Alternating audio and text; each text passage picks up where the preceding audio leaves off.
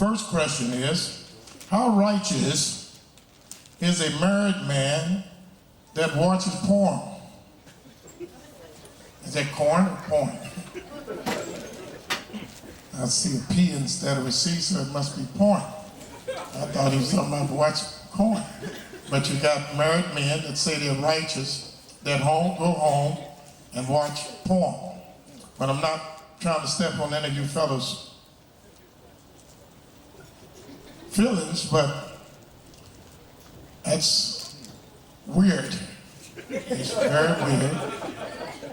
And it's not righteous that Israelite would watch porn, or the Israelites would go to a, what's that little thing they give when men get ready to get married and women get ready to get married? A bachelor party. They got men go to bachelor's party, and I hear talk about it in the shop, how the women be doing everything to them. And they need that because they finna straighten out and straighten up. And they figure this is the way out.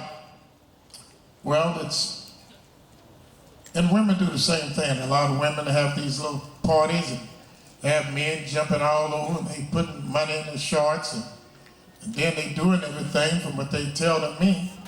I think it's an abomination. I don't know why any righteous man would want to get married and the night before he get married have another woman jumping all over. It doesn't seem productive. And it's not the ways of Abraham, Isaac, and Jacob. It's not the ways of our foreparents. And it leads to wickedness. So I don't think any man that considers himself righteous should be viewing pictures of something the Creator considers an abomination. And that's single women and single men having sex with each other and doing everything. And he's getting enjoyment out of it, when the scriptures clearly tells us not to strengthen the hands of evildoers.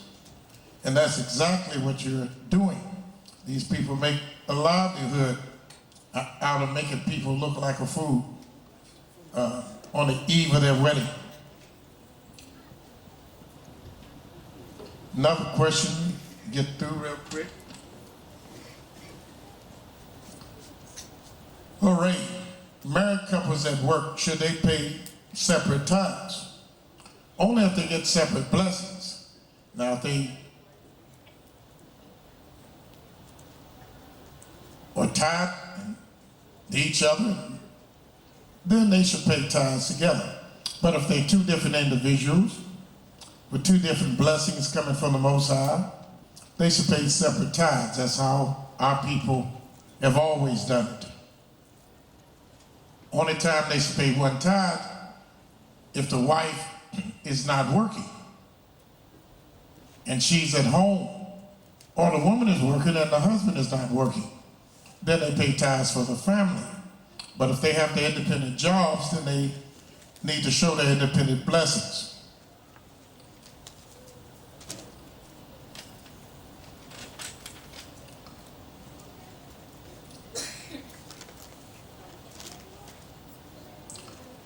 Greetings, Mr. Obama, President-elect.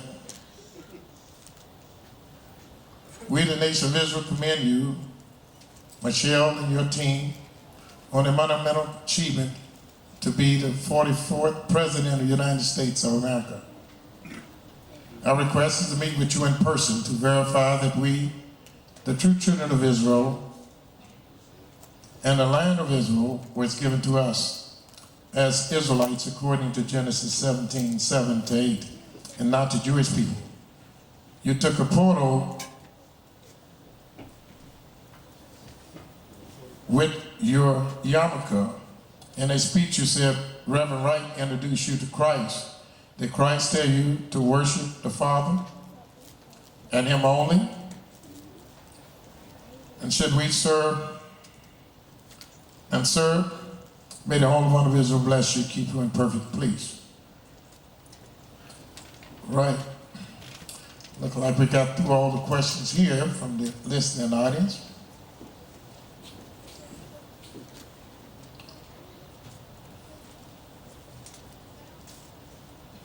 let's deal with the New Testament. Most people are under the erroneous impression that the New Testament is the word of the Most High. And they read somewhere in 1 Timothy that it said all scriptures were given by the inspiration of Elohim and is profitable for doctrine, reproof, correction, and instruction in righteousness. And so they took this to mean that all scriptures, whether it was Paul's word, Peter's words, Christ's words, or Luke's word, was the inspired word of the Most High. But little did our people realize that when that statement was made, that there was no such thing as a New Testament. Little did our people realize that the only scriptures that those people in that particular time or dispensation studied was the Old Testament.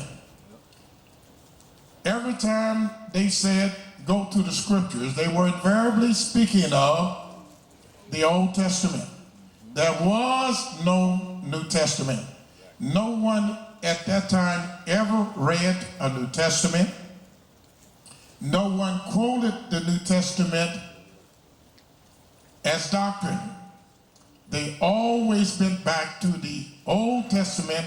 If you do research and see when they said, look in the scriptures, or so says the scriptures, they were all speaking of the Old Testament. The New Testament as we know it is a Johnny come lately. The first New Testament that the world had ever known was written by a man named Marcion, a Greek. His name is spelled M-A-R-C-I-O-N for those amongst you that are inquisitive and would like to verify the validity of our teachings. You can go to the internet, you can go to the library, and all the material that you want to look on about Marcion should be at your disposal. I'll tell you a few things about him. He was a Greek. He was a notable teacher, and he hated the Most High. I said the man that first wrote the New Testament, Marcion hated the Most High. And he was known by his contemporaries as a son of Satan. He wanted a book that his followers could go by and read that spoke of them. He looked at the Old Testament as a book about the history of the Jews or the Israelites. And he wanted a book about the history of his people and their place in the role of a church. This man then collected certain epistles or certain writings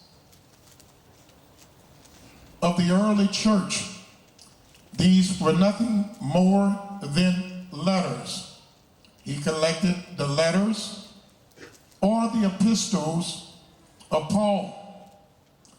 He assumed that this was his personal property. Anytime he wanted to inject something in it, he did. Anytime he wanted to take something away out of this literature, he did, before he conceived it as being his personal property. So anytime he wanted to add something to his literature, he did. His New Testament consisted of 14 epistles. Epistles, again, just means writings or letters. He also had one gospel.